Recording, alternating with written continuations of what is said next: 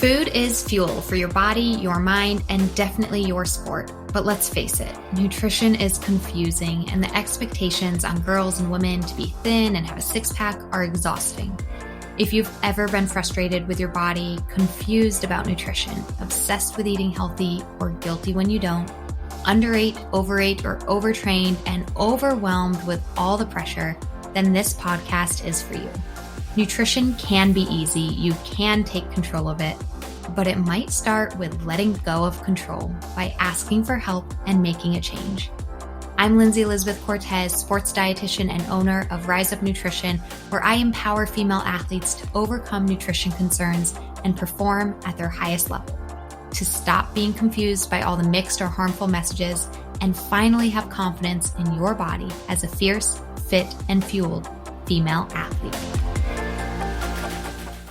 Hey listeners, today I'm here with Leslie M Thornton. She is a registered nurse and hypnosis for permanent weight loss coach. Leslie used to always be thinking about food, body, and weight. She always wished that if she had 3 wishes from a genie, that she could eat whatever she wanted and never gain any weight.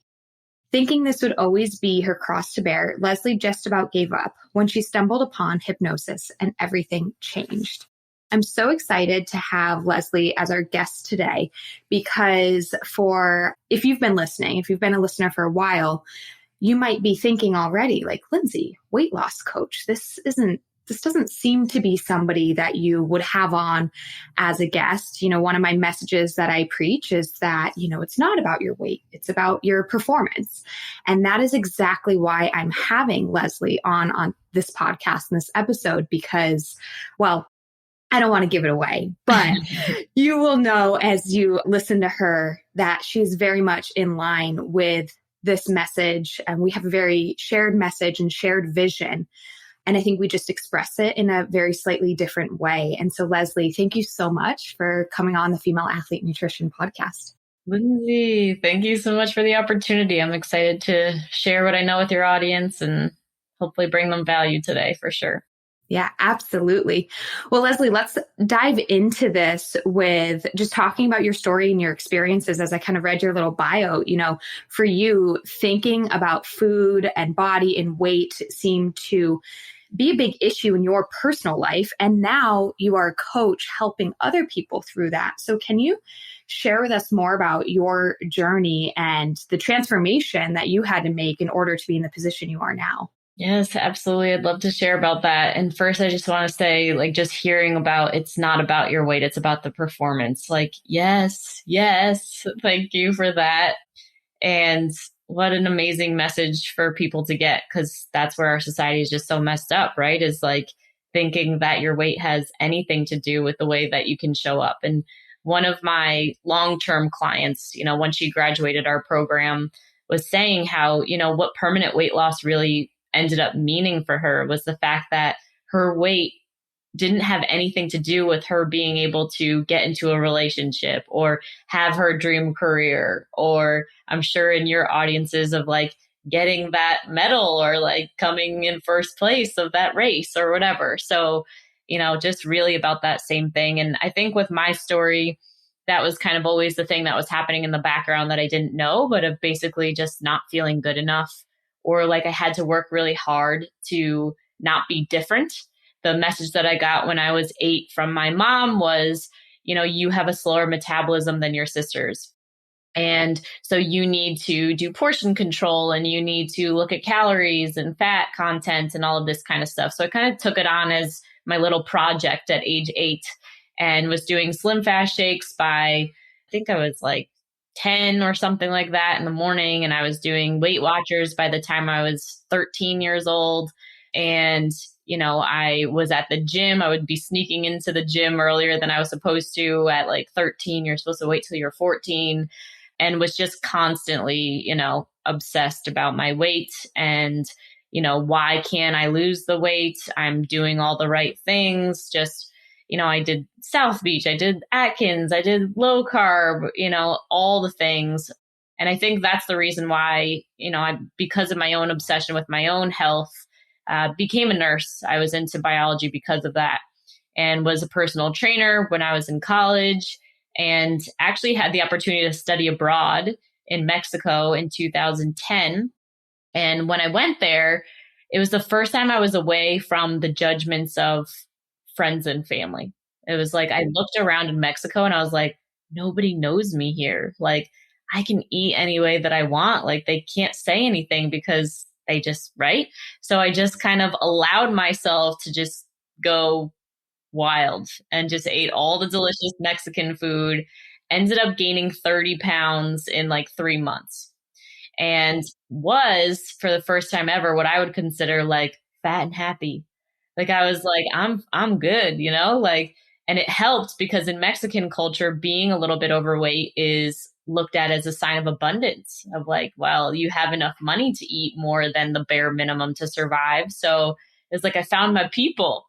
But then after being in the United States for 6 months, back again after I came home, eventually I remember there was one night I was in my college apartment bedroom and standing on a chair to look at myself in the mirror because the mirror was a little bit elevated up, and just seeing the way that my jeans were fitting and like the way that I looked. And it was like, it was the worst case scenario feeling I ever had of being like, now what am I going to do? Because I knew that I couldn't do another diet again after years of that pain and suffering. But I also knew that I hated the way that I looked. And so I actually booked myself into a therapy appointment at school and started going into it, the therapist, and she was like, well, you're graduating in 2 weeks is a little bit deeper of an issue than we can really handle. So she gave me some kind of helpful words of wisdom and sent me on my way. And I did a cross country trip after I graduated with a friend of mine and ended up in San Francisco living with my sister, and was in the San Francisco Public Library. And one day just I was confronted with this book that was on hypnosis. And I was like, what is this? Like, there's no way that I wouldn't have learned about this in nursing school if it actually worked specifically for weight loss. But I ended up just like, I was like super, desperate for something. So I ended up doing all this work and all this whatever and hypnotizing myself, and woke up the next day, and I was doing weird behaviors at that point. Like I'd be like packing a backpack, before I went out full of like food so I didn't get hungry throughout the day, like a squirrel, like packing for the winter. And then, within an hour of going out for an entire day, I'd be like eating the entire thing and then being like, oh, now what? Like I'm going to have to make sure I have more food, and just like sneak eating and like knowing there was like cookies in the cabinet or ice cream in the freezer, and like couldn't wait for my sister to go to bed so I could like sneak it all and like whatever. So that was my reality before the hypnosis. And then listening to that, and literally the next day, the only way that I can describe it is I feel like for the first time ever, I was able to sit back in my body, and I was able to like relax. And like, I knew that normally those things would be something I'd be thinking about all the time, but I no longer felt like there was this energetic cord pulling me to have those things automatically. And so from that day on, it was like the anxiety at parties went away. Like before, it'd be like, oh my God, like what if everybody eats the brownies before I get there? And like just couldn't think about anything else but the food at parties, or, and my panic about my ending up on My 600-Pound Life kind of TV show also went away, because it was like, well, at least that scary obsessive feeling isn't there anymore. So obviously I'm not going to turn into a 600-pound person. And ever since then, I just became so fascinated with how the unconscious mind works. Like I was like, if I could do that in an overnight, like what else can I do in my life? Seriously. And that's when I just started immersing myself in everything having to do with the unconscious mind. Wow.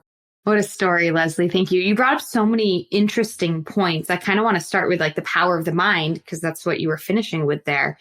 And just how what we experience as a child can really stick within our mind, right? It was at 8 years old that you were receiving a message of basically you need to diet, or you need to lose weight, or you have a slow metabolism. And that carried over. It's like you were 8. You really didn't have a knowledge or understanding of metabolism or genetics or nutrition. And yet how impactful were those words, and how that impacted you over the next more than a decade, right? Absolutely. And I think you might know more about this than me, but like when it comes to the neural pathways in the brain, isn't there some sort of, I don't know, you can just correct me, something about like your ages, and it's like happens when you're like a baby, and then again by 7, and then again by 14, and it's like 90% of your brain and its memories and messages are like developed in those childhood years. Am I onto something with this? Yes, you absolutely are onto the absolute right path. Yes. So the unconscious mind, the prime directives of the unconscious mind, one of them is to keep the body safe, right? Another one is to store memories, also repress memories, also bring about memories when you're ready to have them be brought about, because you're ready enough to handle it, right? So we hear about people blocking out things from the past and then becoming aware of them later. It's like, because you're feeling safe enough to let that stuff out. So the first 0 to about 10 years of your life, 0 to 7, 0 to 10. And then, there is something about like into 14, and any major life event or trauma can also kind of get in there. That's when the blueprint of the unconscious mind is really laid out. So the messages that we get at that time when our brain is still developing equal our automatic patterns, habits, behaviors, everything like that. Just the way that you automatically see the world. And you're right. So 90 to 95% of the results that we get in our life is based on what's happening in the unconscious mind. And especially when it comes to food, body, and weight nutrition, like all of your audience totally understands, it's like just that 5% is constantly thinking about body, weight, food, like this, that, da, da, da, da, da. And we think that it's occupying 90% of our day. And it feels like that. And in reality, there is really this whole other thing happening underneath the surface. That is the unconscious mind. That's really the reason why it's becoming such a problem. So with hypnosis and other unconscious mind mastery tools, and what science has shown through doing, different scans of the brain and everything like that, is when you quiet down that part of the brain that is like, I gotta lose weight, I gotta change my macros and micros, or whatever people might be saying to themselves.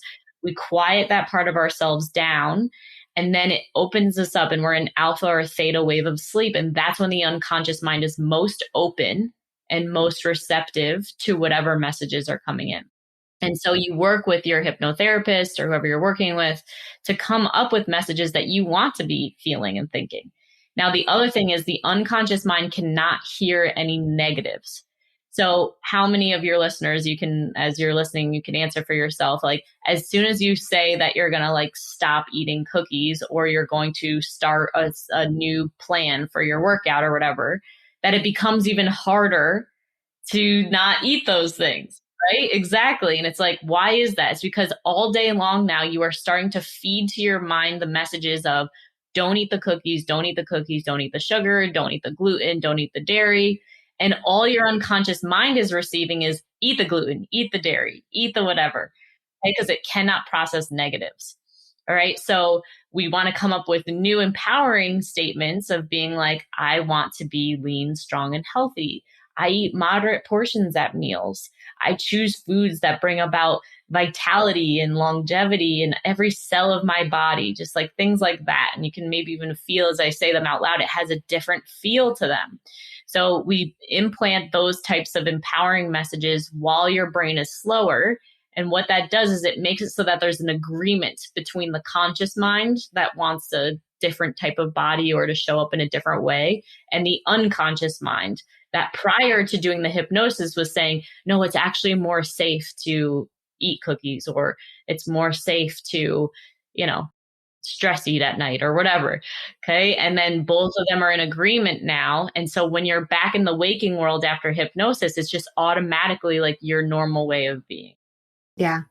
Yeah. This is amazing. I mean, so the blueprint for your unconscious mind is really created during such a young age, which is what is so sad about our culture of nutrition today, is that we start passing these messages on to children at such a young age. And that's why as an adult, when you then want to make changes for any reason to your body, to your nutrition, and you think, let me just go on this diet or let me have discipline, it's it's not working because this blueprint from when you were 7 years old, 10 years old is mismatched. So this is very, very powerful reworking of the brain that you have to do to kind of rewrite that blueprint.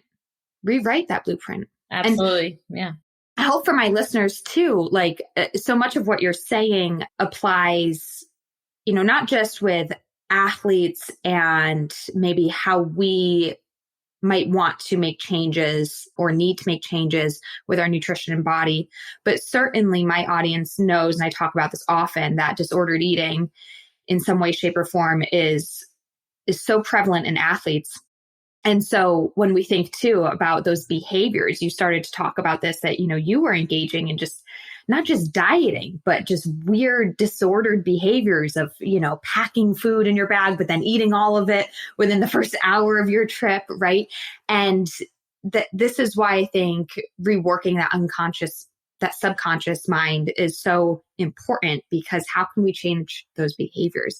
Discipline it just doesn't work like that. And I'm not saying that people can't be disciplined, but you already pointed that out, that when you say don't think about pink polka dotted elephants, like you're thinking about pink polka dotted elephants. Exactly. So you can't do it to the negative. You can't say, don't do this, don't eat this, you have to figure out with the positive. But this is very interesting how this hypnosis works with your brain being in the right brain waves in order to really receive and implant that message. Absolutely. Yep. And the way I often describe it is like, we can be successful using like willpower and discipline and like just accountability and these types of things. But I think of it as like trying to hold a beach ball underneath the water, and it's like, you can do it, and you can hold it under the water, but then you can never like go out of it, otherwise Yeah. It's all going to pop up. And that was my experience, was like, I was really good at holding it there and being super strong. And like, I spent 3 years of like no sugar, no flour, like weighing and measuring everything in my food, like just, whatever, no snacking in between meals. I did that really well. But then what happened was, as soon as I got fatigued, like really fatigued of that beach ball went nuts. And then I started binging and doing all sorts of things. So it was not that permanent solution. And so dieting's kind of like that. It's like we can do stuff to work on the top with the conscious mind. But when we really want to make it so that you can swim freely around the pool and like enjoy yourself and like maybe throw the ball once in a while, right? But it's like not your whole expansive life. That's where the hypnosis comes in to make it just like a normal, automatic, nice way of experiencing your life. Totally. And you just mentioned the word permanent again, that's why diets aren't a permanent solution. And that's something that you say is hypnosis for permanent weight loss. Now, I think it's interesting too, because as many people might go through this, like even your journey of moving to Mexico and finding that freedom. This was prior to hypnosis, but finding that freedom with food, not holding that beach ball anymore, just letting it go.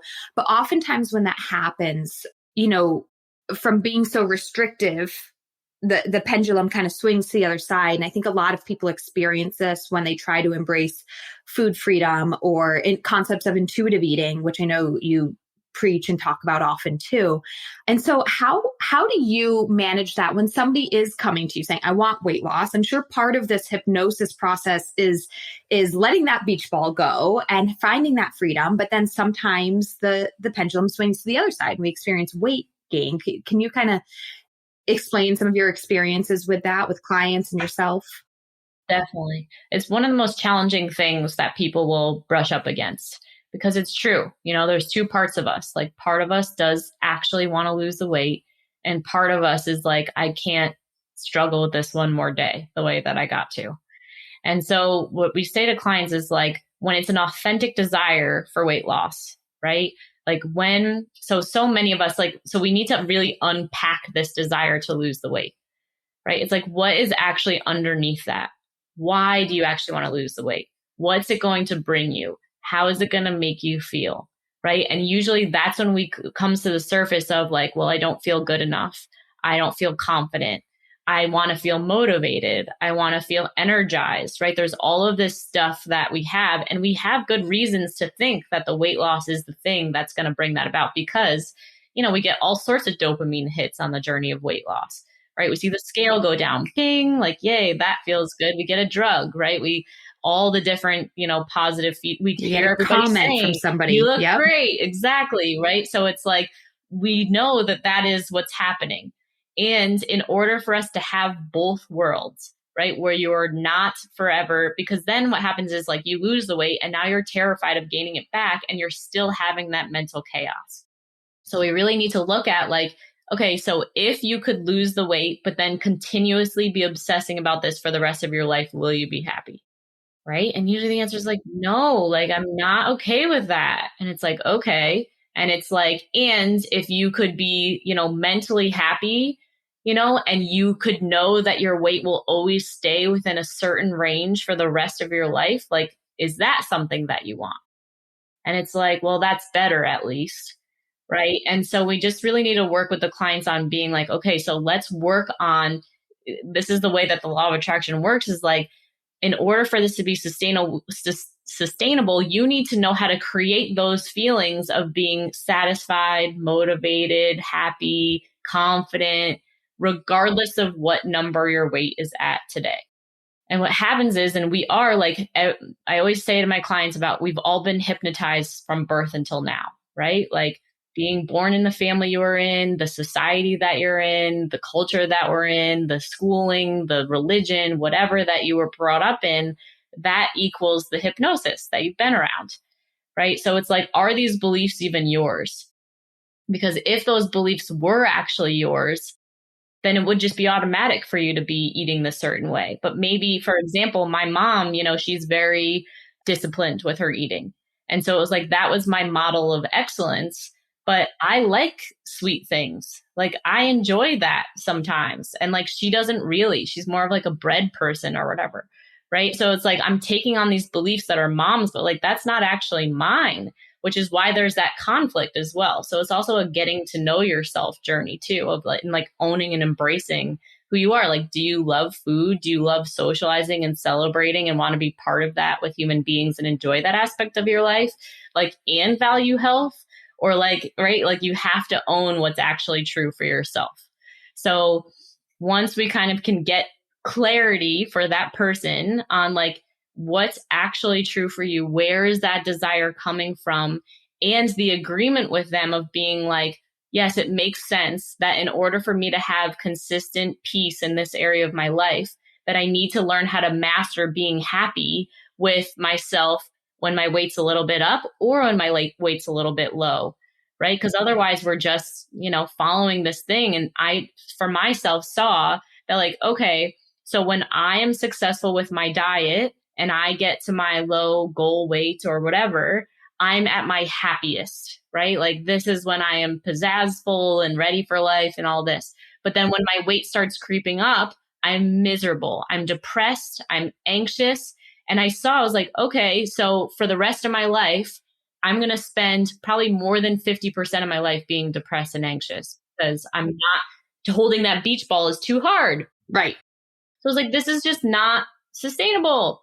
So it was like, all right, so I chose the route of I'd rather have my body be the way that it is at 5'2" and enjoy all the things in my life and continue my healing journey with myself and continue working on the way that my unconscious mind feels safe, in the world, and trusting that my body will go wherever it needs to go. But at least I know that I'm both going to have the mental sanity and I'm going to have the stability of the weight. And so again, once the client is in agreement with all of that, then we can really start that journey and they can be totally aligned with, yes, the weight loss will be what it is based on me having all of that. Right. Okay, fans, I'm going to pause this conversation to let you ladies know about the Rise Up Nutrition Coaching Program. We have a lot of ways that we can help clients here at Rise Up Nutrition, and this is one of 2 amazing opportunities to get the direct help you need. With our team of sports dietitians, this program helps adult female athletes fuel to perform without strict dieting. How good does that sound? Finally, you will understand nutrition for day-to-day training, eat intuitively with foods that you love, and be race day or competition day ready with energy and confidence. We have more details about what's included and how we can help on our website, riseupnutritionrun.com/group coaching. Links are in the show notes. But I quickly want to share what a few of our clients have said about their experiences in this program so far. Sophie, a trail runner, says, quote, "I really encourage anyone who has struggled with eating and lives an active lifestyle to consider this program, because it's so hard to know if you're fueling properly without someone on the outside looking in from an objective point of view.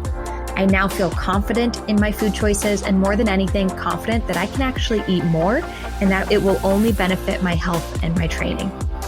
Sarah, another one of our clients and triathlete, says, quote, "For anyone that is struggling with diet culture, a history of disordered eating, and is trying to learn how to eat and fuel, this is a program they should strongly consider. I've been active my whole life, and trying to fit a mainstream diet has never worked. In fact, it's created more problems than good. Working with Rise Up Nutrition has made things very simple." So again, if you are an adult female athlete that wants to perform better without strict dieting, click that link in our show notes to apply to the Rise Up Nutrition Coaching Program, and we would be thrilled to have you join us. Until then, we will get back to the conversation.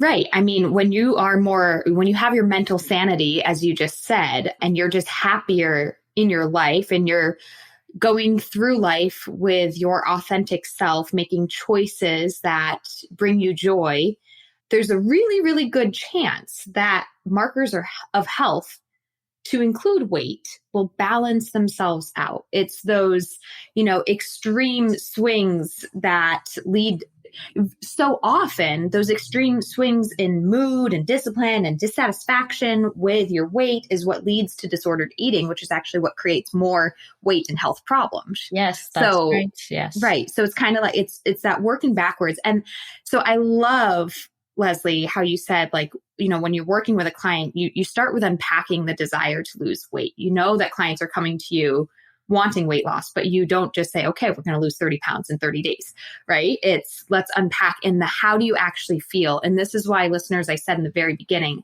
I know Leslie's message is perfectly aligned to mine, because that's why I say we want to chase performance. How are you feeling? What is your performance, whether it be your performance in your sport, your performance in your life, showing up for your kids and your family, showing up at your work with energy, with focus, like focusing on how you feel. Yes, absolutely. And how you perform. Absolutely. It's all about the way that you feel. Yeah. And just all human beings, we all have that fear of what other people are going to think of us. And obviously weight and the way that our body looks is the thing that stands out the most for people. And that is a very challenging part of it, but when we really look at it, an average size for American society is a 10 or something like that. Right. It's that is actually the normal, but we're still when we're in diet mentality brain or have to be super skinny diet culture, it's all you can see are the people who are super stick thin. And then I had all these beliefs of I'm not going to be able to attract a soulmate with a body that's a little bit bigger, or my family's going to abandon me if I, am a little bit bigger, or something like that. And I just had to prove to myself that none of that was actually true. And that, I can do all those things and be happy and have this super full life. And there's so many examples also of beautiful women that are a little bit bigger. I always use Meryl Streep as my example for some reason. She's just this embodied, beautiful woman that has success, but she just carries herself so right. And it's just that's awesome, and it's just as long as we're authentic with ourselves and you feel balanced, that's the important part that matters, feeling good, like you said. Yeah. And I love how you just pointed out too, embracing different body shapes and sizes and not just having one standard appearance ideal. And I want to give a shout out to your podcast, Leslie. Your podcast is called Hypnosis for Permanent Weight Loss. And obviously lots of my listeners are athletes and probably listen to podcasts while they're working out.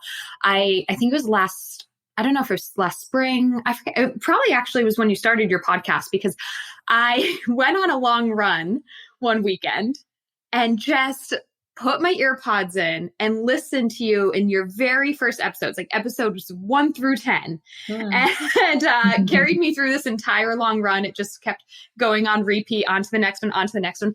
First of all, I don't know if my listeners are picking up on this, but your voice is just so relaxing. So I was on this run, Leslie, and I was just in the zone. I had my runner's high, Leslie's voice in my head, calming me down. And, and you address all of these things of, how to accept your body and why diets don't work, and anxious and emotional eating and how to take back control. Those were some of your very first episodes of your podcast. So I definitely want to give those a shout out. And for any of my runners out there, listen to Leslie on a long run. She'll hypnotize you. Oh, I love that. Thanks for sharing that. That's so fun. Yeah, it was super fun. And I think those foundational episodes you had were really awesome. And then, since then I've listened to a few others. I actually listened to one of your more recent podcasts with a client testimonial. And what I think my audience will resonate with too is she wasn't necessarily an athlete, but is a story very similar to yours, and also engaging in so many disordered eating behaviors of like, yeah, I know I can starve myself, for a couple days if I have to in order to fit into these pants, but then it always backfired. And so I think so many people can relate to this. So much of this, Leslie, comes down to a fear of weight. And that's what I think the hypnosis does, is again, tapping into the unconscious mind and trying to break apart that fear. And so even on the other end of the spectrum of people who maybe do not need to lose weight and might even engage in some disordered eating behaviors, it still stems, even if they don't need, from a health perspective, or when I say need, because nobody needs to lose weight, so I should really rephrase that. It's a choice if it would make you happier, make you feel better, and improve health, and therefore improve your life. But there are many people with disordered eating that are on like a scary low body weight. And this happens often with athletes, very low body fat percentages and stuff like that. But it still comes down to a fear of weight. And so I'm just curious, Leslie, in your experiences, have you, I think the answer is yes, but do you think this type of like hypnosis and mindset work also, works for hypnosis for healthy weight gain? Oh my God, it absolutely does. And that's the thing. Like I have clients, like the amount of weight that is on your body right now has no correlation to how much pain and suffering you could be experiencing in the background mentally when it comes to this stuff. When I was at my lowest weight from following that super strict food program that came from like FA like sources or whatever, I was 108 pounds at 5'2". So I was very small, the smallest I had ever been. And when I started no longer resonating with the belief that I was a food addict, because I used to, and then was like starting to see other people who were bulimics in the past. I never was bulimic, but like they had disordered eating like that, and they were able to heal out of that. I started being like, wait a second, like if they could do that, why can't I? And so when I started kind of stopping believing that, then it became harder and harder for me to stick to that really strict food program, because it was like I was kind of subconsciously testing the waters. Like, well, can I not control myself? Like, what is this? But I was binging, so it seemed like that was true. So as I was coming out of that mindset around that for myself, the fear of the weight gain, and when it started to come on, was unreal. Like, it was terrifying. And I couldn't have done it by myself. I would have kept going back and back and back and back to trying to do that program, which is why I'm not okay with those types of things, because I think that it just continues to brainwash the people that they're powerless and can't trust themselves and can't trust their bodies. Like I'm a smart person and I was successful in everything that I ever put my mind to. And because this resonated with me based on beliefs that I had acquired from my upbringing, the way that we all do, it completely made me feel like I had no control over my own life or myself or my actions or behaviors. So anyway, coming out of that, me being very skinny, I was still in food prison, I was just constantly whatever. And so, and a lot of my clients will come to us and they look very thin. And so sometimes their journey is like, we can expect that as you take off all of these rules and whatever, that you probably will gain that weight and the pendulum will swing. Like I gained a bunch of weight, like after 3 years of depriving myself in major scarcity mode. But then I lost 30 pounds, but it took, a full year and a half of that journey to kind of have the pendulum come back down into balance. So that's why you need the system of support to really like give you the tools to deal with all of the emotional turmoil that comes up when the pendulum is swinging the other way.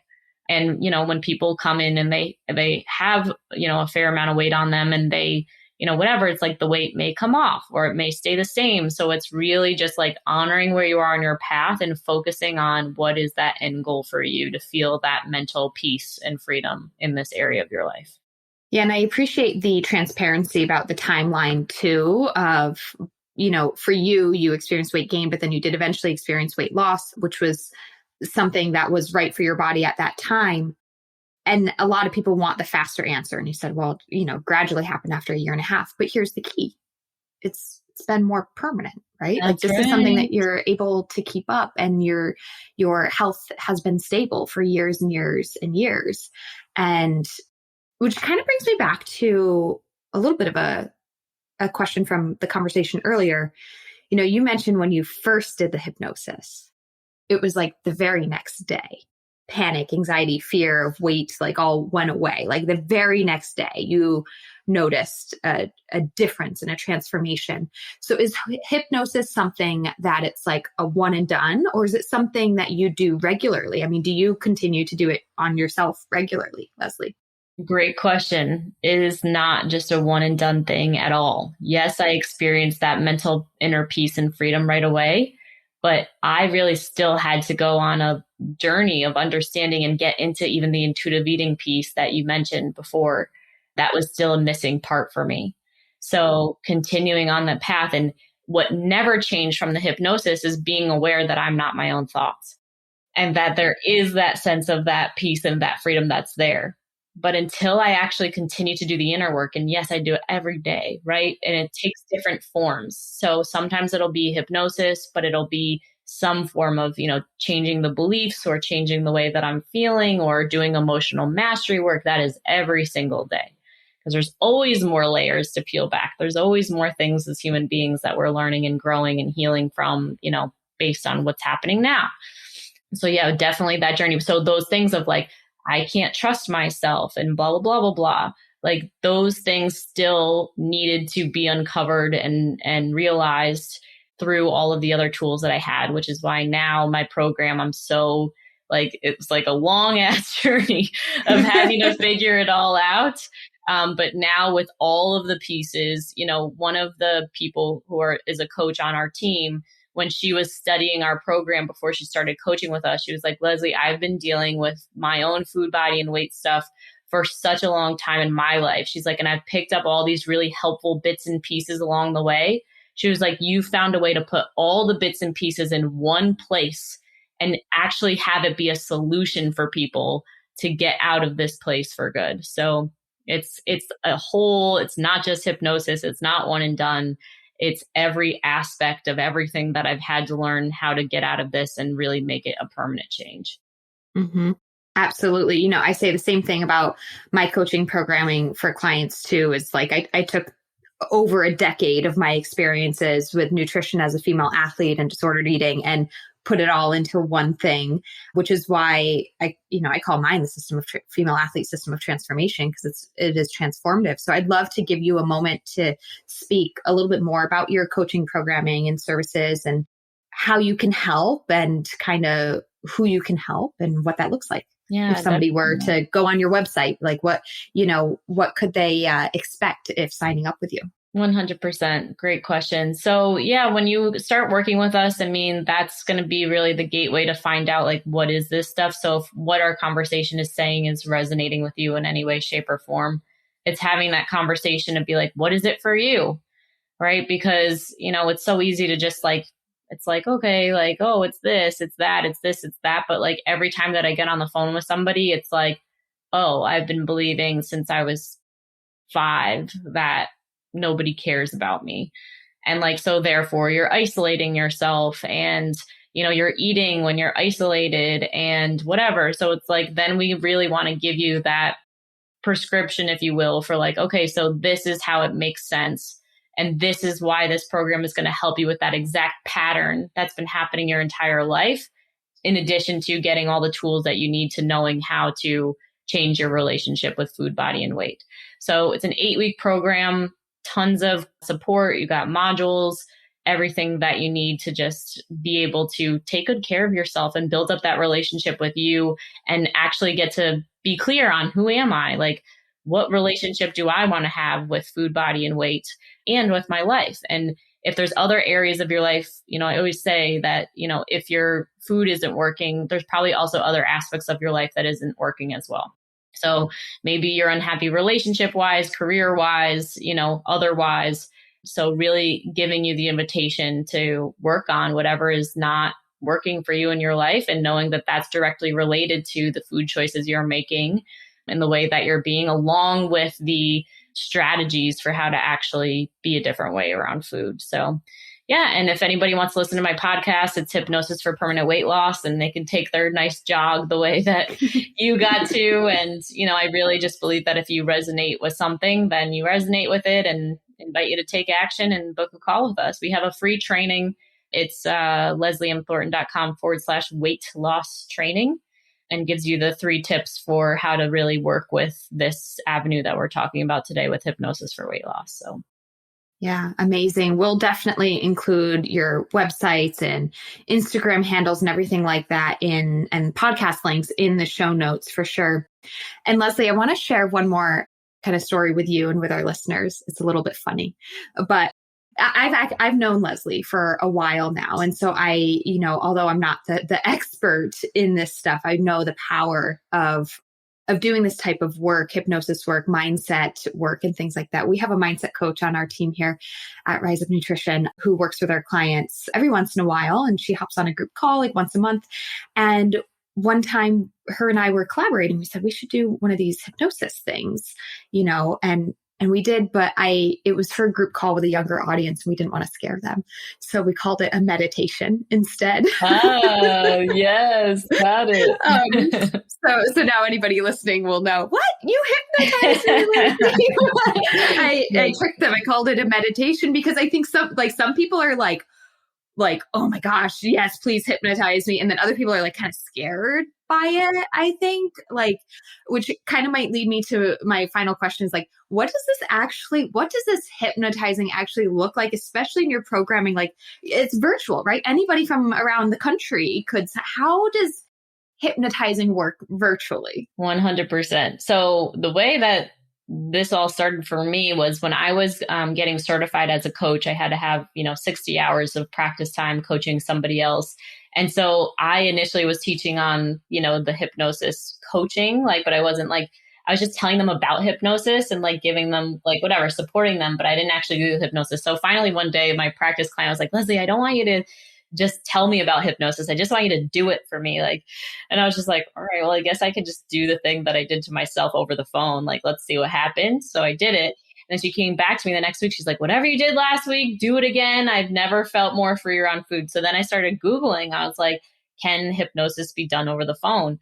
And turns out all these hypnotherapists work over the phone, great results. And then I started getting into the work of Dr. Joe Dispenza, which really showed me oh, here's actually it made sense to me how hypnosis actually works and all the power of the unconscious mind. And I actually ended up doing some work with him and all this kind of stuff at one point.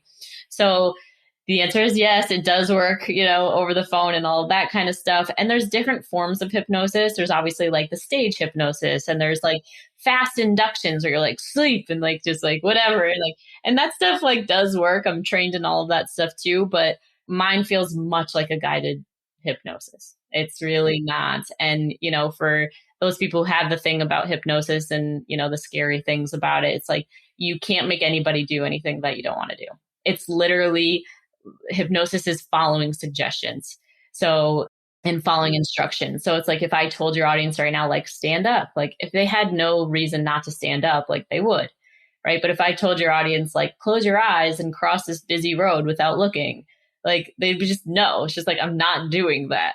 right? And hypnosis is the same. It's like, even if, and they even did an episode of Mythbusters where they like did hypnosis and then they tested it on the guy the next day. And it was like, he was in a public place and it was like, every time you hear your name, you have to start clucking like a chicken.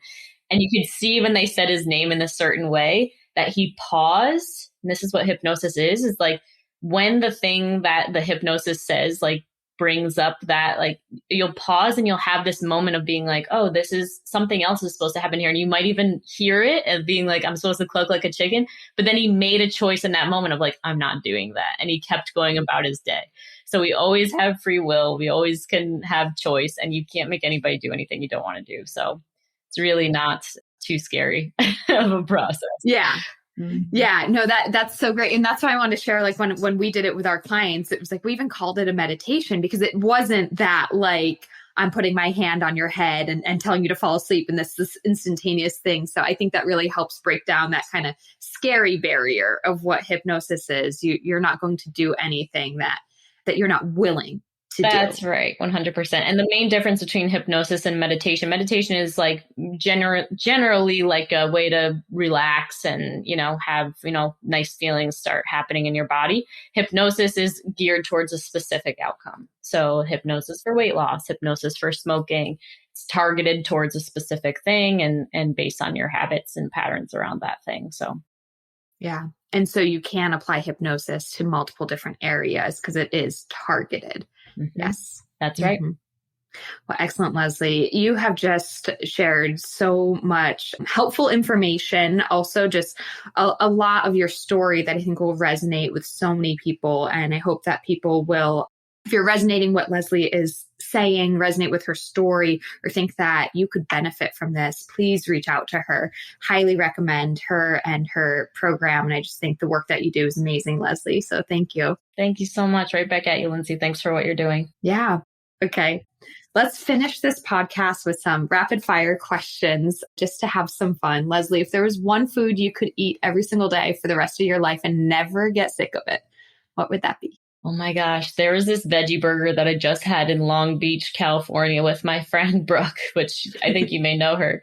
Yes. And I don't even know, it was vegan. It was a veggie, I don't know, whatever. But I was like, I literally could eat this every day for the rest of my life. And she was like, I feel the same way. So I just discovered what that would be. Prior, I don't know if I could answer that question, but that veggie burger from wherever that place was in Long Beach, California. That's awesome. Those words came out of your mouth. I could eat this every single day. Every day. That's right. Yep. Amazing.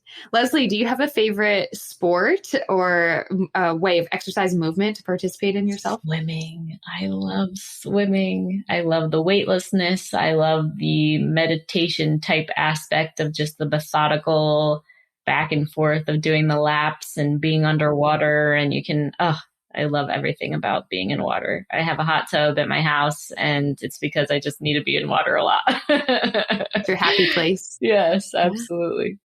How about as a spectator? Do you have a sport that you really like watching from the sidelines? Ooh, I like watching a lot of sports on the sidelines. A good final NBA game or March Madness game is very fun for me. I guess I would pick that as the primary, but I like them all. I like football. I like all the things. Awesome. But definitely that basketball finals. Yeah. The last 2 minutes of every good basketball game is like, oh my God, that rush is so fun.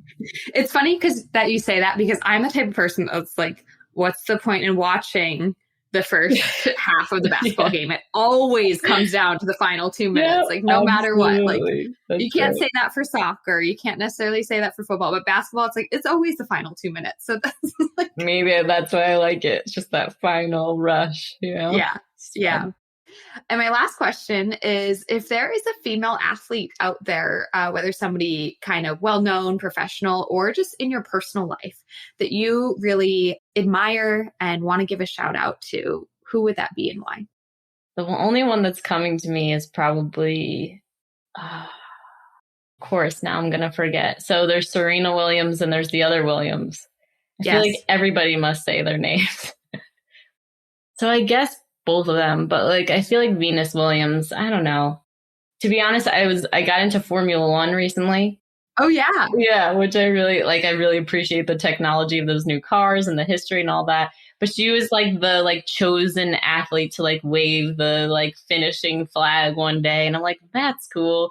And like obviously just like she embodies that woman that like I don't know much about her, but just she has a bigger body. She's confident. She's like, I am here, like I am strong, like I kick ass. Like and she just like, regardless of what anybody is like thinking or saying, she just year after year is just badass. And like, I love that's that. pretty remarkable to me. So I guess I'd choose her. And her sister also is Serena and Venus Williams for just, being authentically them, being comfortable in their body, embracing their body, and therefore excelling in their sport and their life, which is awesome. That's right. Couldn't have said it better myself.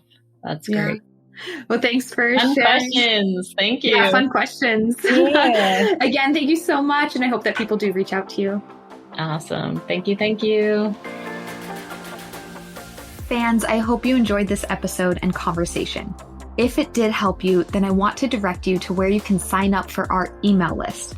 If you think the podcast is helpful, then you will also find our monthly emails helpful and our blogs helpful. And I'm also super excited to drop some new materials on you all very, very soon to include online courses and swag. That's right. Although my specialty is coaching clients one-on-one individually to their goals, I do know many female athletes are looking for more digital resources that they can take advantage of on their own time. And that is coming super, super soon. So if you get on our email list, then you will be one of the very first to know and even get early bird pricing. No joke. I've been working on this and some other big things for Rise Up Nutrition for a while now. And I want you, as a loyal fan, a female athlete nutrition podcast listener, to be one of the first to know about these new and exciting things. So again, if you like the podcast, I'm sure you'll love all the other stuff. So get on our email list and stay in the loop.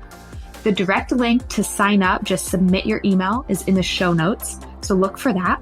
Or you can always head to our website, www.riseupnutritionrun.com. Thank you so much and happy holidays.